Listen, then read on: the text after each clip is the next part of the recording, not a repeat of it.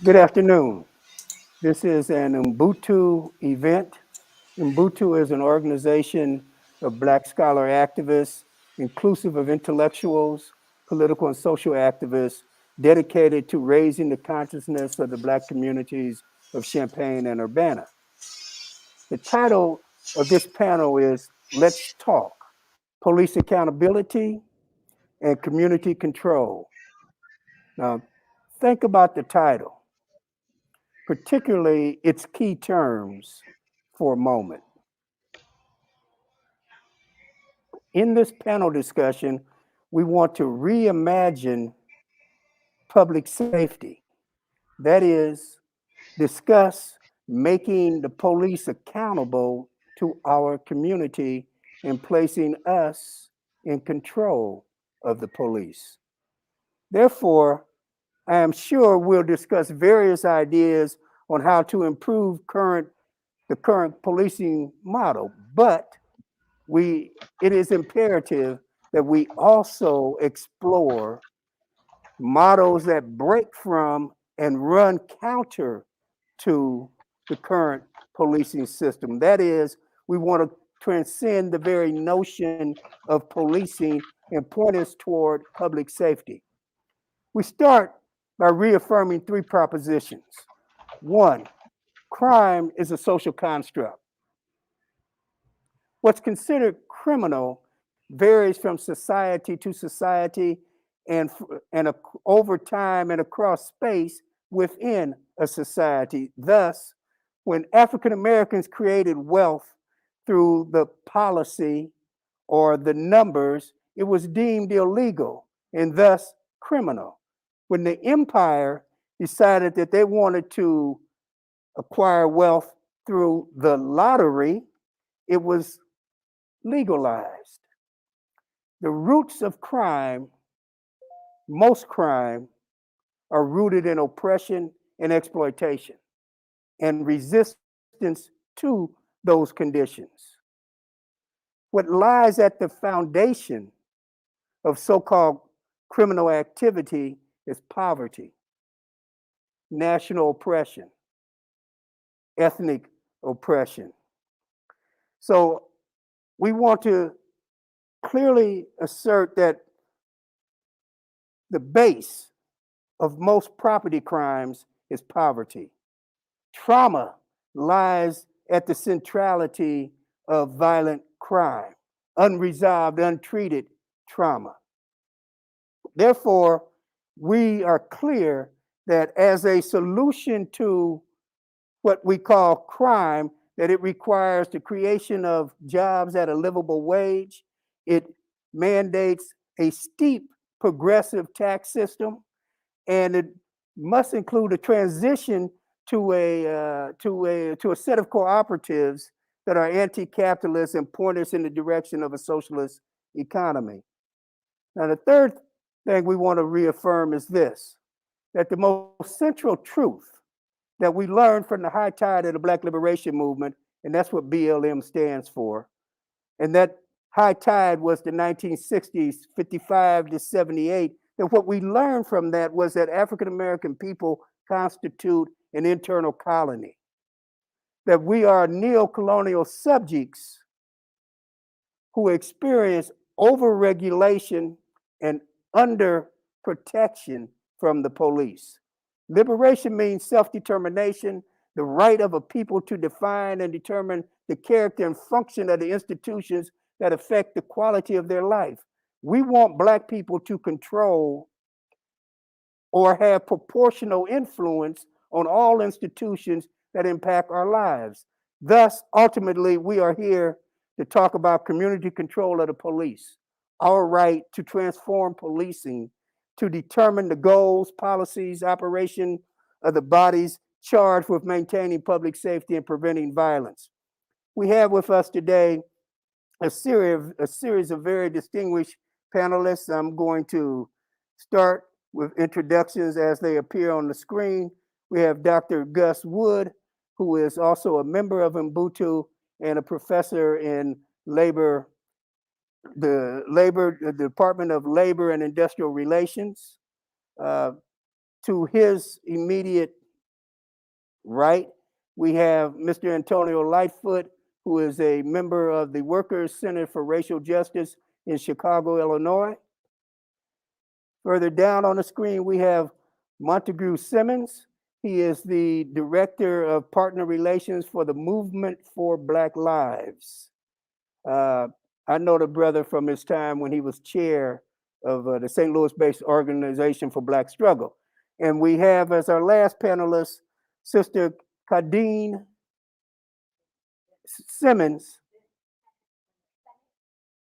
Bennett? Bennett.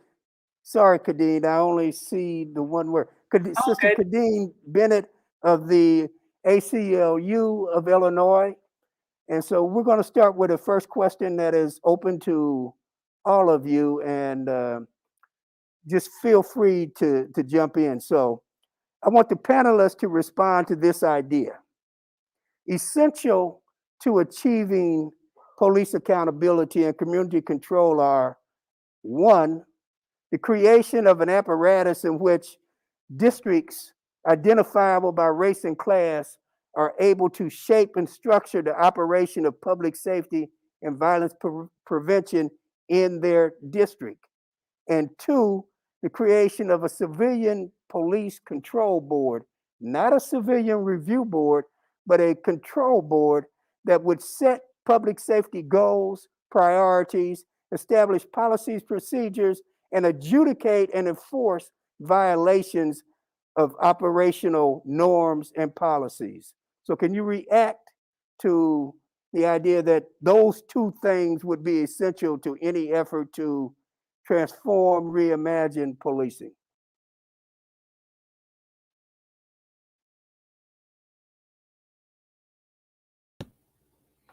Well, I guess I'll start it off then. So thank everybody for joining. I think that the most important aspect, and I agree with all points made, is the idea that we reshape this transformation out of policing to public safety. I think that one of the biggest things that we've recognized through research, and there are a lot of really good documents out there, not just from the US and groups on the ground doing this kind of research, but also in other countries as well, is that the reshaping of the idea about the public safety not only removes the power of somebody wielding guns and ammo and handling decisions that do not require such a thing, but it also provides a vision for the people to determine how they want to be protected. They have the opportunity to be accountable to one another in building community resources and policing themselves. And so these two apparatuses that Brother Sundiata has laid out are two of the most important steps in terms of there being this kind of barrier to where when we have these debates and discussions about community policing and transforming police, we often don't get to hear about different models and visions for what we want. We know we don't want an occupying force from the state to oppress us, but yet we have to provide a proposal to build our community around a vision that we can actually get to. And this is something that if we frame it in the sense of public safety, creating a whole new apparatus, a new institution that can take from that dominant narrative of oppression and create that we can take care of ourselves, we can police ourselves. And I'll talk more about examples of that throughout the panel. If we have that type of new structure, then you're essentially taking the power out of the police institution to act in the way they do. And therefore, in the future, there would not need to be a state apparatus that has that kind of power. And so, again, that's what I really love about the way these proposals were initiated, was that they're based on power analysis and shifting power, not just funding, but power to the communities to determine our lives.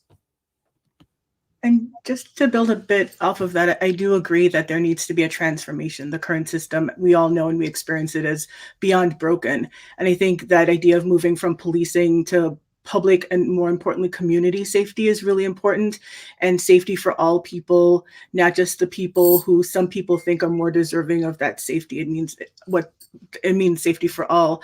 And that's a shift in terms of what falls under a police force right now, does it need to fall under there, or are there other mechanisms we can look at? And I think that's where local control is important. I don't know that there's a one size fits all approach to, that's something I spend a lot of time doing statewide work. I don't know that this is something that can be decided by the state, because each community is different, each sub-community of that community is different.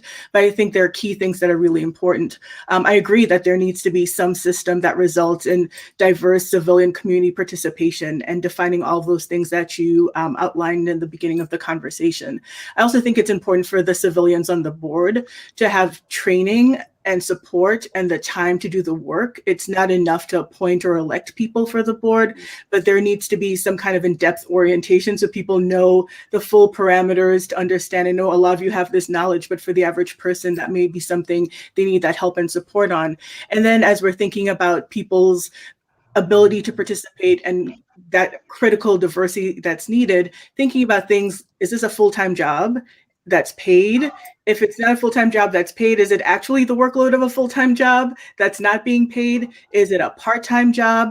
And so really thinking about how those things limit participation. And if it's a part-time job, some of those questions still come into play. And then there are folks who want to be engaged, but they're working 3 or 4 jobs, and maybe this is not the thing they want to spend their full-time thinking about, but are there meaningful opportunities for participation from folks who don't have the ability to be one of those board level people, but it's participation that's meaningful and it's regular and it's from a diverse group of folks. So that idea of community is still there. Thank you. I want to reiterate and piggyback off something my comrades just said on this call. But one of the biggest problems, especially in cities like Chicago, is who's actually doing the policing. So we'll talk about policing in and of itself. I'm sure we'll get to that a little bit later. But in communities like Chicago, you'll see that all of the police come from a certain area of the city. And there are maybe like 3 or 4 clusters around the city. For instance, a lot of the police officers who police Chicago's, what some would call the roughest and toughest neighborhoods, are from the outskirts of the city, just beyond, just short of the suburbs, so that they can still qualify for the city job. So what happens in every instance when the police is called, whether they are needed or not, you have an outsider coming on scene. So how can you police a community that you don't know or don't love? So that's one of the biggest problems that we have here is everybody's coming there with the outsider mentality and feel that when they get there, they're there to put in work. They're there to stop crime and be Captain America. So it's that initial mindset that we have to change. And I'm not saying we need to hire more Black officers, because more police has never worked. But I'm saying that we need to rethink what qualifies you to be an officer, more than having a squeaky clean record. Now, one, just to name it, I may be echoing some of my comrades. So thank you for everything you put forward. So first, I agree that both ideas resonate with me, but I just want to name, I think there are definitely significant challenges that live in each one. One that's been named, especially in Part A, is the need for political power to make that real. What we've seen over and over is when we try to actually reform or transform these systems, they have a tendency not only to be resisted from inside, but to literally recreate the dynamic that already exists.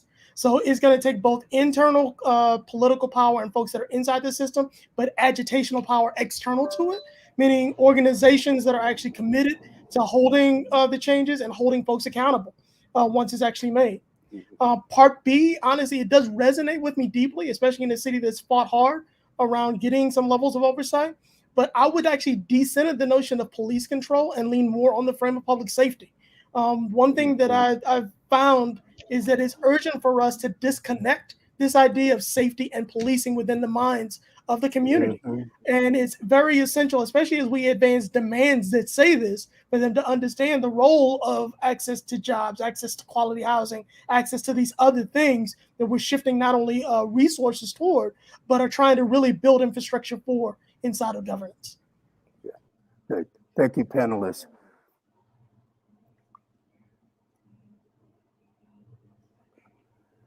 Scholarship reveals that strategies different from current policing strategies can yield as much as 30 to 40% reduction in violent crime. police deaths can be reduced by 50 per year and substantively raise the percentage of crimes solved, all of which would help restore trust to a system that currently is undeserving of the people's trust.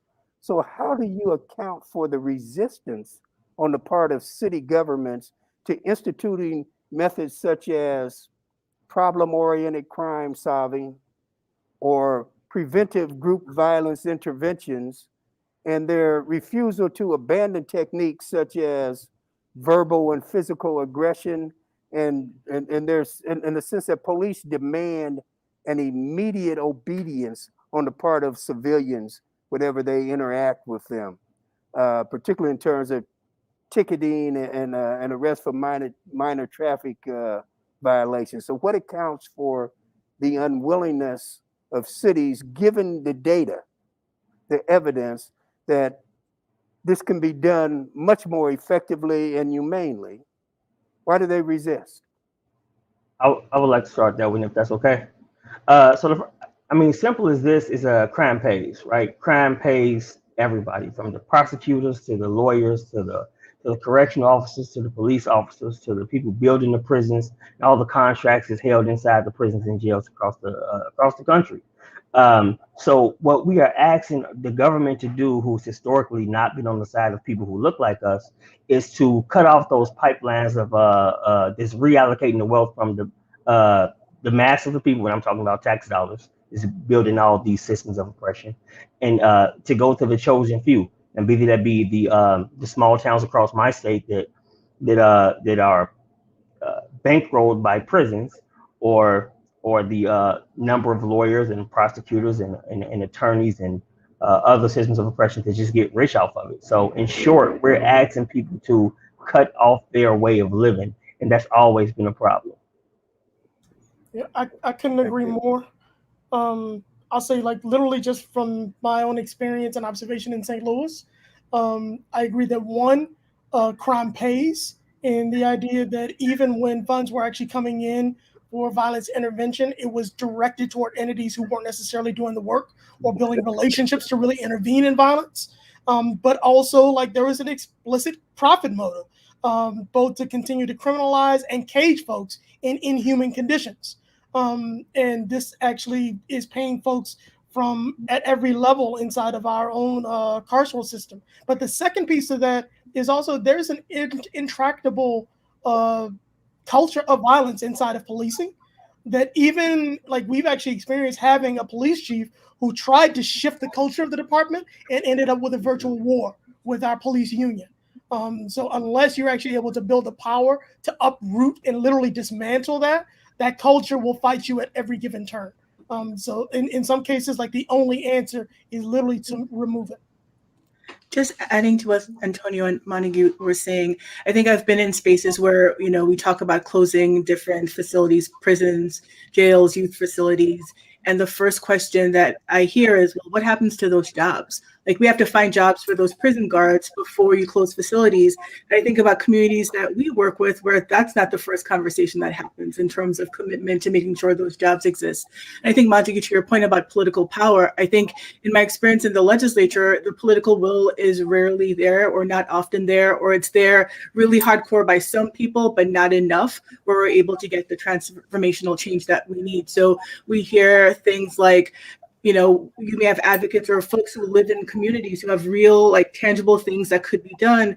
And you hear from some lawmakers who are like, that sounds good, but that's not what I want to do. That may be the thing that's best for your community, but that's not what I'm interested in. I also think that there are times where the concern around shifts in policy that leads to shifts in behavior, where we put forth some of those ideas and the conversation is around, well, how would it impact law enforcement? How will their morale be affected if we do these changes, without thinking about the lived experience of the people who are living on the ground?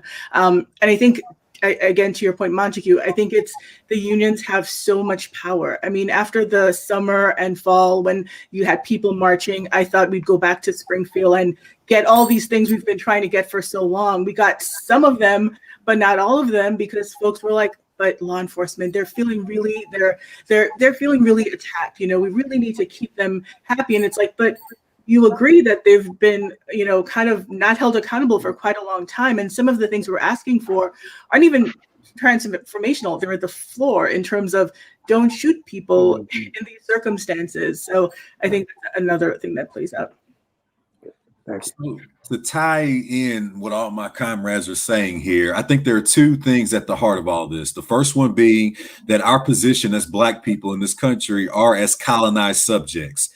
Under the internal neo-colonial framework, the direct rulers have to find a way, particularly when you're taking away public resources at such an accelerated rate. When you look at the loss, I mean, since 1982, wages have not met the cost of living or inflation since 1982, right?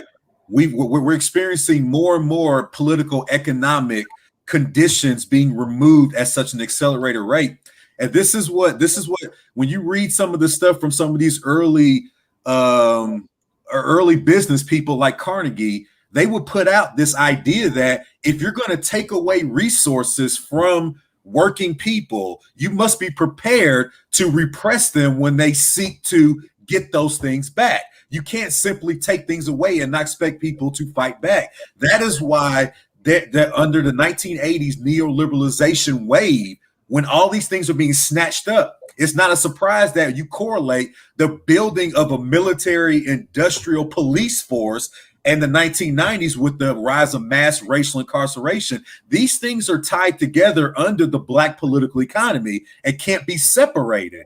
And so that's one of the major reasons why the resistance is there, is because under capital, they will continue to take public resources out of working class spaces, and they must need an occupying force to ensure that that transaction completes. That's the first thing. The other aspect of it is the lack of attention to a critical analysis of our conditions today, the anti-intellectualism that drives a lot of what people consider today to be resistance. And so when you have people who are resistant to the ideas we're bringing forth, a lot of it has to do with the fact that we no longer centralize study, analysis, looking at models of alternative methods, building visions, study groups, the other things, and it goes back into the removal of resources from public education. So again, there is a fermenting anti-critical nature to the culture here that doesn't provide a strong enough piece to pressure the internal and external to get to what we want.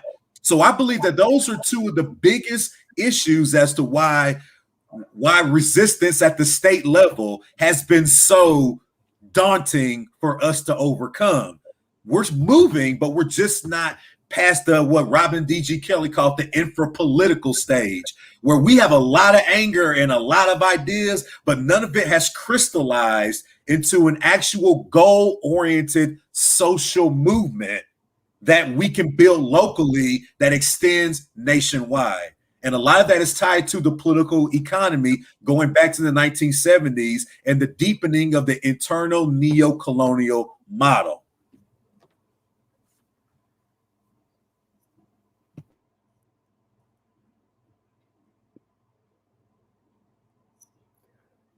Okay. We can move in two directions. I could go off script and throw you a question that's aimed at trying to get at the relationship between the ways in which, as financialized capital has come to dominate industrial capital, and we're in a financialized racial global capitalist system, that there is an emphasis on that financial aspect. And one way it plays out in our communities is in terms of real estate speculation and gentrification of our communities. And I think whether you're in Harlem or whether you're in Oaktown, right, gentrification is one way in which Black folks are being redistributed, thus in an effort to break their political power and also weaken them economically. But the flip side of that is that capital moves from underdeveloped areas to developed areas. And so the move of capital into our communities is often, it's attended by violence and the police not doing nearly as good a job, and they've never done a good job of solving crime. So that fear and anxiety, moral panic comes to characterize these communities. And as property values drop, the gentrifiers move in. And that seems to be a pattern that's occurred, as I said, from Harlem to Oaktown. And so if that is what we see, then that means that there's a connection to current gun violence and its surge, right? Because the surge of gun violence has not brought with it a surge in property crime. And the police, who again were never good at solving crime, they're abysmal at this moment. So how do we think about ways in which we as a people and as folks who live in majority Black communities and majority impoverished communities, how can we begin to bring order out of chaos, bring a greater sense of democracy and participation out of the hell that capital is purposely generating in our communities? That's why we said it's overregulation and under protection. So that would be if we took that side step. So y'all want to take that side step? I was going to ask, are we taking the side step? I would love to, because this is one of the things I work on. So. Protect the road that has not been trod. I'm glad that you brought this up. I think that this is one of the most critical this is one of those watershed moments we're at right now, to where people are trying to decide on the role of gentrification in relation to struggle on the ground. And one of the things that I've witnessed in my work that I do, coming born and raised in Atlanta, and actually being a part of neighborhoods that were gentrified, we were thrown out of areas when I was younger, seeing it occur. One of the things that we recognize is that the way the police operate, they have a specific role under gentrification. Their job is to surveil and contain.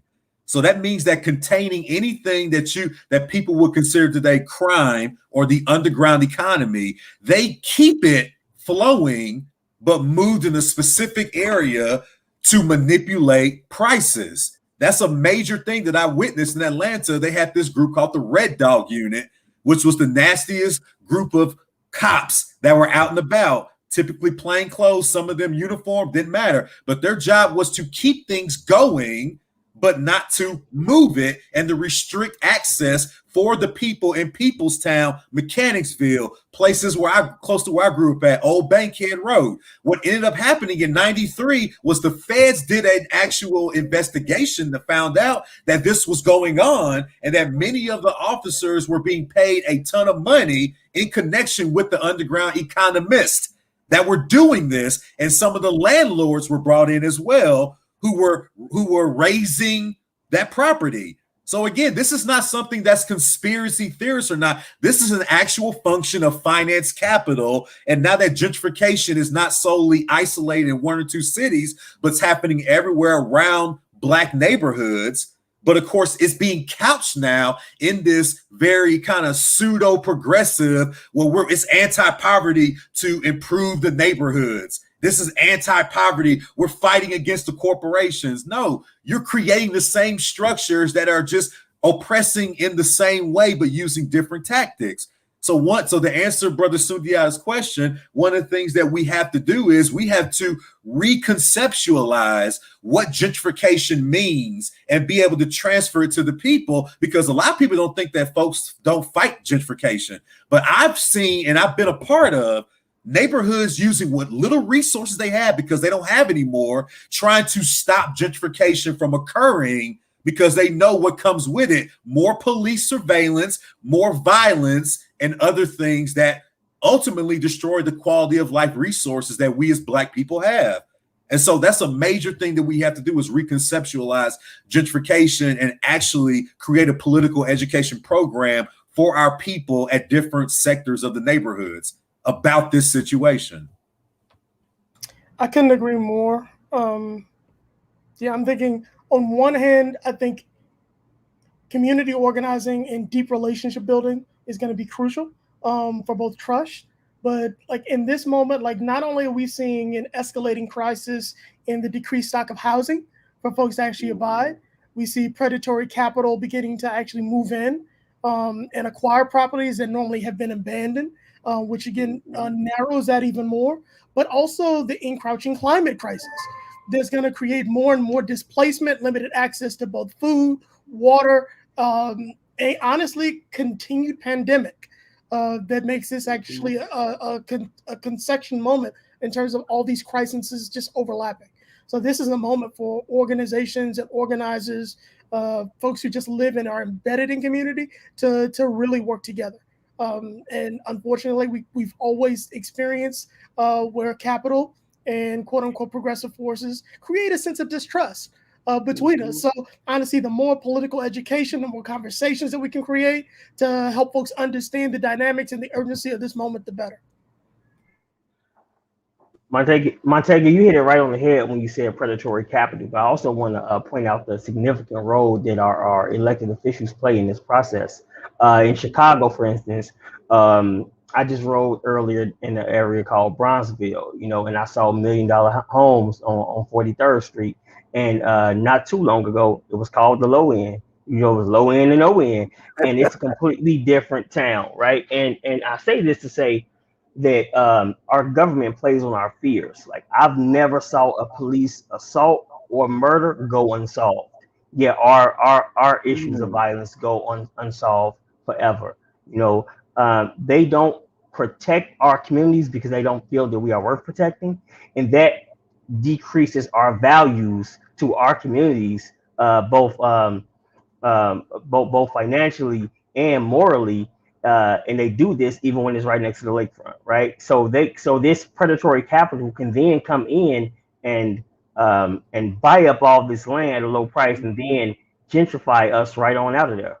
And these are the same areas that we couldn't get a park in these areas before. We couldn't get a library. We couldn't get a good school or money to fund the teachers in that school.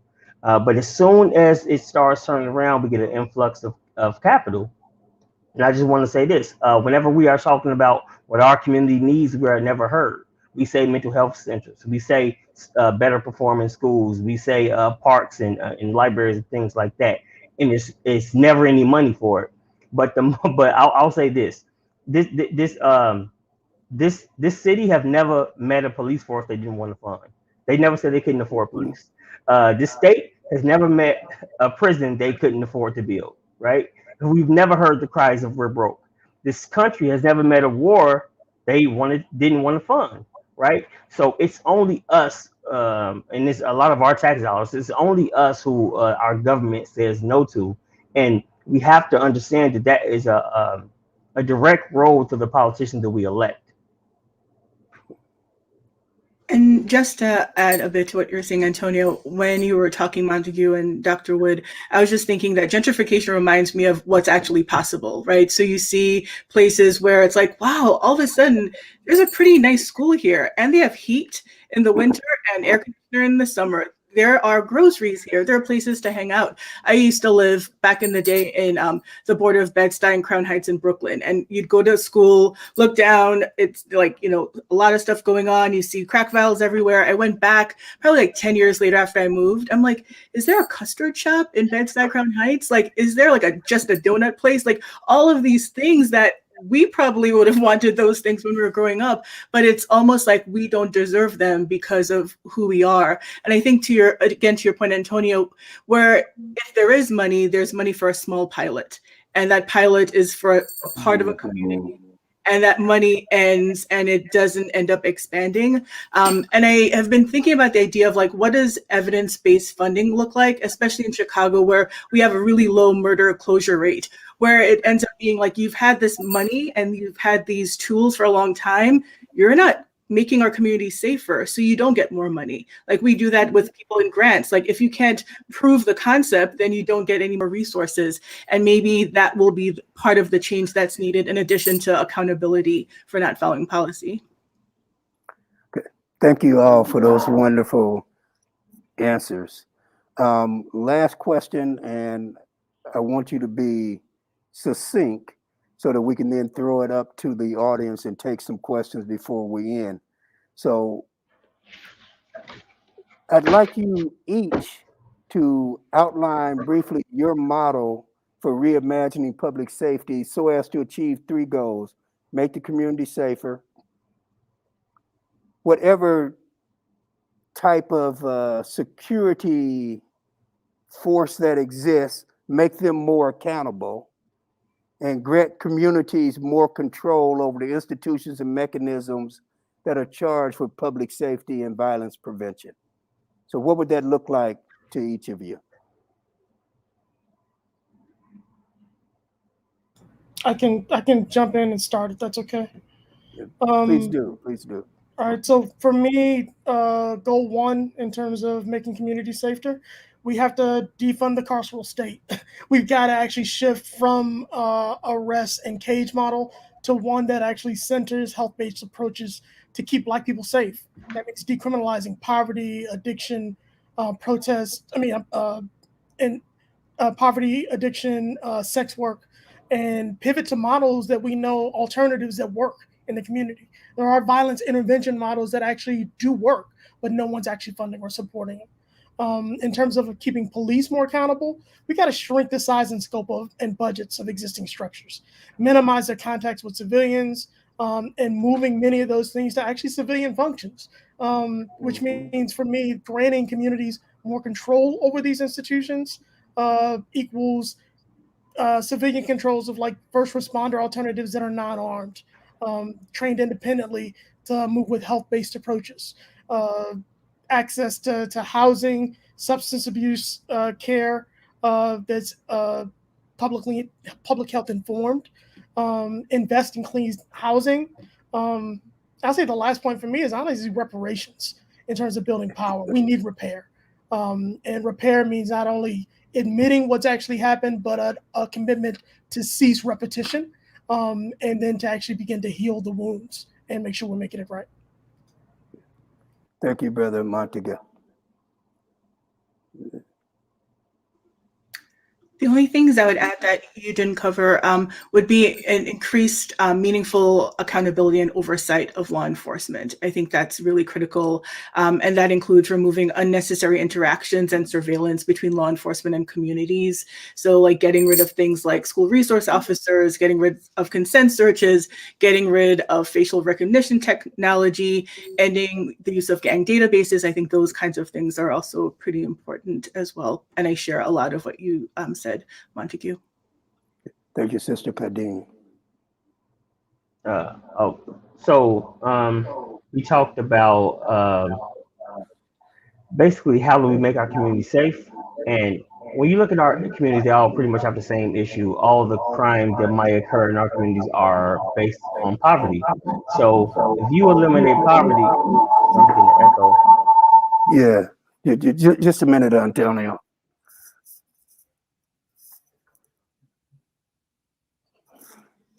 Brother Antonio, can you see? Okay, we still got the echo. I was good. Can y'all do something? Is it better now? That was good. Yeah. It was better? Okay. Yes. So we have to first understand that all of the issues in our community stems from poverty. But that could be an easy fix given that our communities are constantly stripped from everything from school resources to mental health resources. People get really, really upset when we say defund CPD, but we've been defunding schools and libraries and parks and mental health institutions forever, and no one's ever complained. And if you look at a number of 911 calls in Chicago, over 75% of them is about traffic related. So Sister Kadeem talked about evidence-based where we put our resources in. So if all of our 911 calls are about traffic, we should be hiring more traffic officers, right? We shouldn't be hiring 13,000 police officers in the city of Chicago and only 4 mental health workers. The way we prioritize our workforce in the city of Chicago is crazy. And the second thing, we have to understand that incarceration doesn't work. I don't care. There's no evidence to say that incarceration works. If that was the case, the longer you spend in jail, the better of a person you would be. And we see otherwise. Like I've seen people who've been locked up for 25 years get up and not have any resources because they couldn't fill the application on the internet because it simply didn't exist when they got locked up. So we have to understand that the Department of Corrections doesn't do any correcting, and we have to just put our money where it would actually be useful. And that's not in incarcerated systems.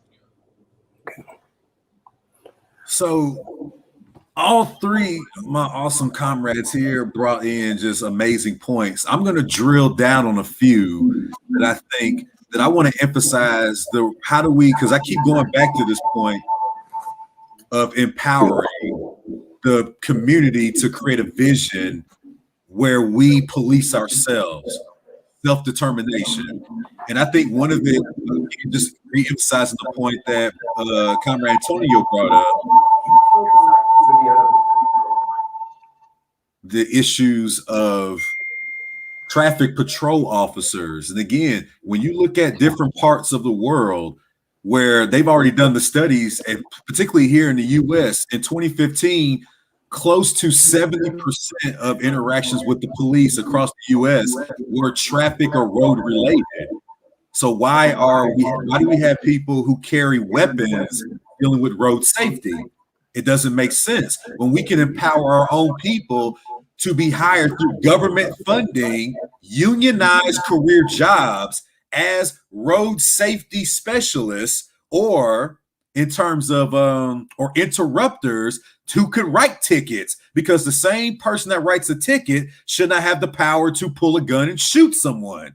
It's just logically ridiculous. So that would be the one thing, is that since 70% of interactions with police by individuals relies on road safety, then most of the funding and power, not just funding, but power, must go into the hands of community members getting these career-oriented jobs where they serve the community by road safety. Let them handle it. That would be one thing. Another thing I thought somebody brought up a really good point on was the issue of mediation and interrupters. Same situation, social workers, psychologists, people who specialize in mental health services. We have a bunch of people who go to school in the Black community to learn those, to get that training. Not as many as we used to, though, because again, as we mentioned, they're taking resources away for our people to go to school and be trained in those things. But the people we do have who can't find work in this society because of the political economy,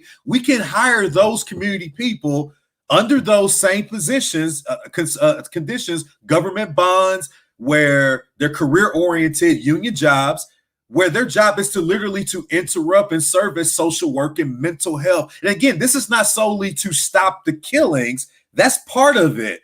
The other part is we're empowering our people to care for one another and building a collective neighborhood again, something that the capital class has done a good job of fracturing us apart, whether it be spatially, psychologically, etc., since the 70s. This is a way to bring our people back together in a collective sense. And the last one I'll bring up, one of the other ones I think is incredibly important, very, very important, is the idea that we can just simply police ourselves without actual officers with guns. And a lot of people say that, how would that work? One of the things that we're talking about is that, particularly in Australia, they got a really good system out there where they have night patrol units by community people who were paid living wages to patrol their own neighborhoods. They don't carry weapons.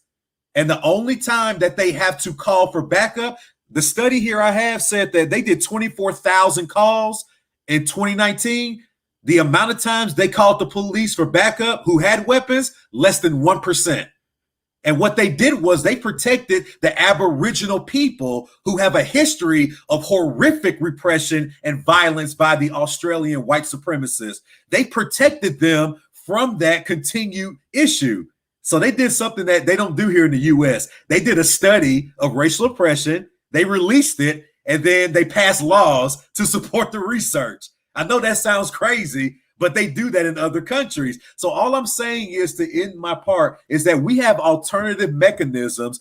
and we have alternative studies, places we can look at to critique and compare that we can be using that never show up when we have debates about transforming police. We have to centralize these ideas to see if they can or can't work here, so we can start building a vision that not just stops police surveillance, but dialectically builds power of collectivity to strengthen our people again, get to where we need to be for Black folks.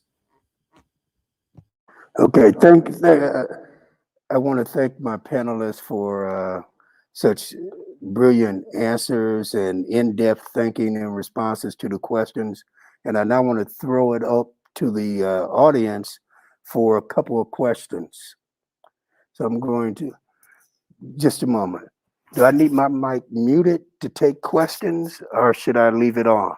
Audience members will ask questions, and then so that way people on the live stream hear Dr. Chachua will repeat the question. Okay, so I can mute. You can leave it on. Leave it on, okay. Questions from the audience?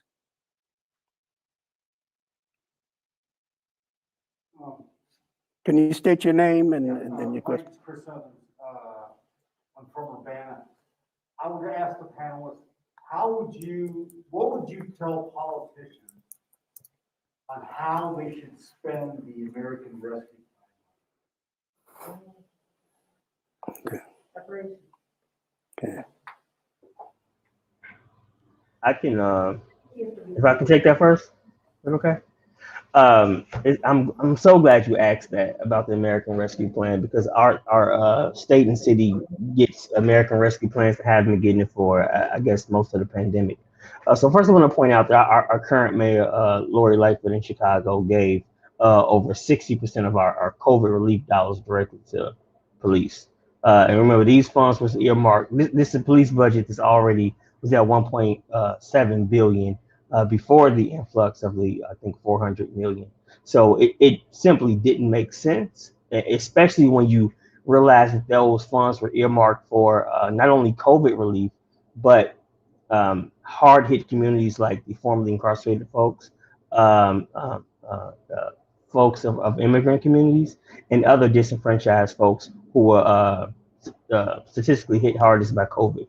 And second, I want to point out at the Worker Center for Racial Justice, we have what we call the Safer Communities Act, and we are right now trying to get it funded by the ARP dollars, because the current presidential administration, like I said, earmarked those funds for earmarked some funds for formerly incarcerated communities. The Safer Communities Act would be a pilot program that would create 20,000 jobs directly into formerly incarcerated folks' hands in the form of a voucher. So that way they can take that voucher to any employer and say, hey, here's half of my salary. Will you hire me now? Understanding that when unemployment is high, they are some of the last folks to get hired. So knowing that there will need to be some incentives to hire them. I'll pass it on. That's just one way though. Go ahead.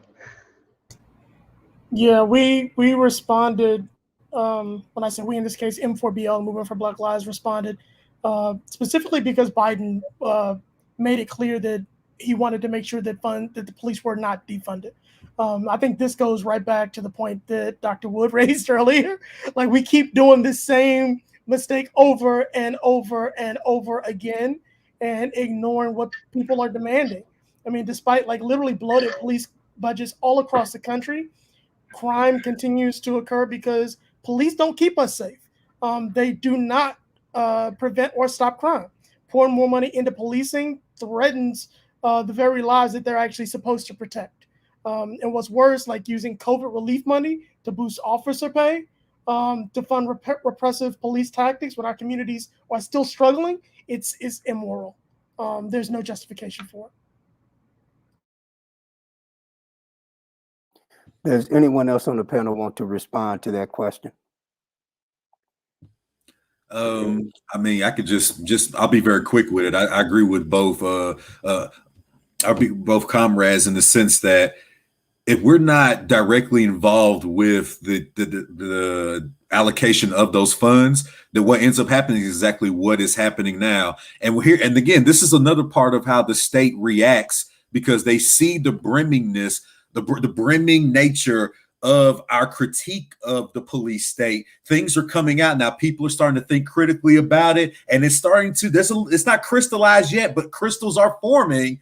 And so now all these reports start coming out about how crime is out of control again. Murder rates are high, skyrocketing. And now the president gives all these speeches about putting money back into the police. No, the thing that we have to be accountable for in terms of this art money is that we have to first do a study and assess our areas in our neighborhoods. What do our Black communities need? First of all, where are they, since they've been displaced, as the good brother Montega said, we've been displaced for so long. We got to find out where we are and what resources we need. In Georgia, all the Black folks that were 72% of the population in Atlanta, they've been dispersed to these rural, suburban, isolated spaces in the metro Atlanta area, like Douglas County, DeKalb County, places where they have no infrastructure for jobs or hospitals, anything out there but just small retail stores. What resources, like grocery stores, do they need? Once we do those studies, then we can come with a report and a proposal demanding what we want the money for, and then we build it. We don't put it in some bureaucratic nonprofit that the money never comes downward. No, we have an actual horizontal structure to where the money is allocated in the right dimensions and doesn't have the possibility to gentrify people. It keeps people where they are and builds within the generation and tries to go against the generational poverty. So just to leave it at that right there, is we have to start with a study, then we have to create a proposal, because it's our vision that's going to determine what we do with reallocated money. We have to have a vision. I believe we have one more question. This is a question asked on Facebook. It gets at the next panel that Rep. Evans will be facilitating, but briefly, any thoughts on the value of ending police collective bargaining and putting limits on their contracts?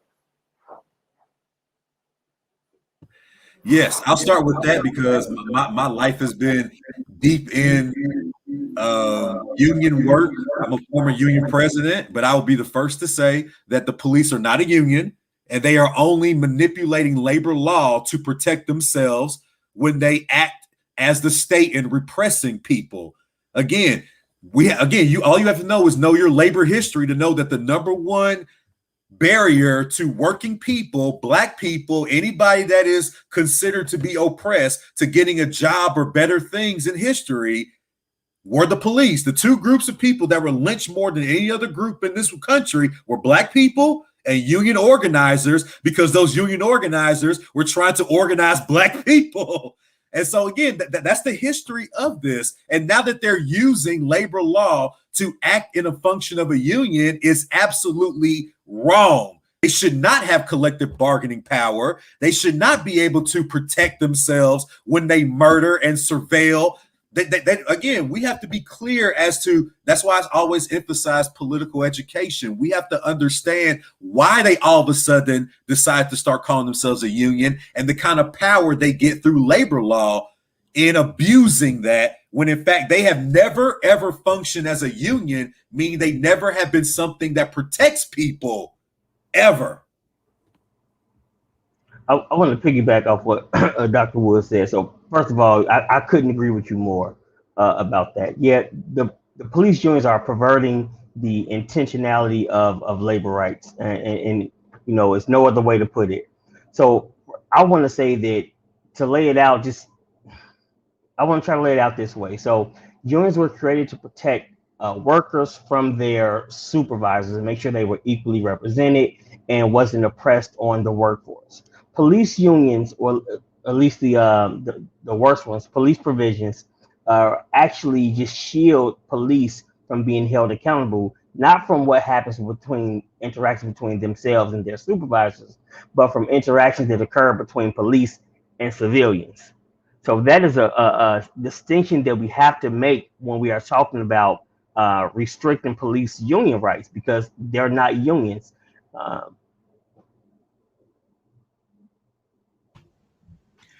Agreed, and I'll be chatting on the next panel about getting rid of qualified immunity, which was and has been a heavy push in our state legislature. But the other thing that's just interesting to me is that, there's the Law Enforcement Bill of Rights, all of these protections they have when it's time they do something wrong, to be held accountable, or even to have a conversation about what's happening. And I've had conversations with some of the law enforcement lobbyists. I'm like, if you think it's really important for your folks, what about, as we think about the criminal legal system context, for the average person to have those rights? You can't interrogate people for a very long time. You can't do it in the middle of the night. They deserve access to their lawyer. They deserve food.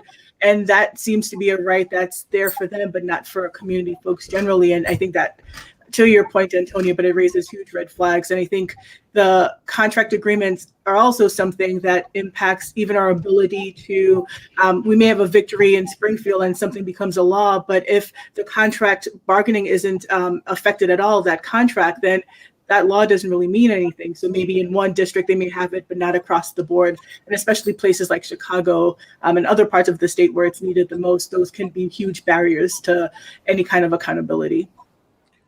And I just want to add one more point in that one of the things that we've tried to do for quite some time in the actual labor movement, and not the thing that the corporate media likes to put out, is we've been pushing for the AFL-CIO to expel the police unions, particularly the Fraternal Order of Police, from the AFL-CIO because of and this goes back to the Mike Brown murders, that this is just an absolute distasteful means of abuse of power, as Antonio and Kadeem just brought out, that if we're going to really start pushing forward and talking about relations between the state and the people, then the first thing you have to do is recognize the state for what it is and what they're doing in abusing labor law.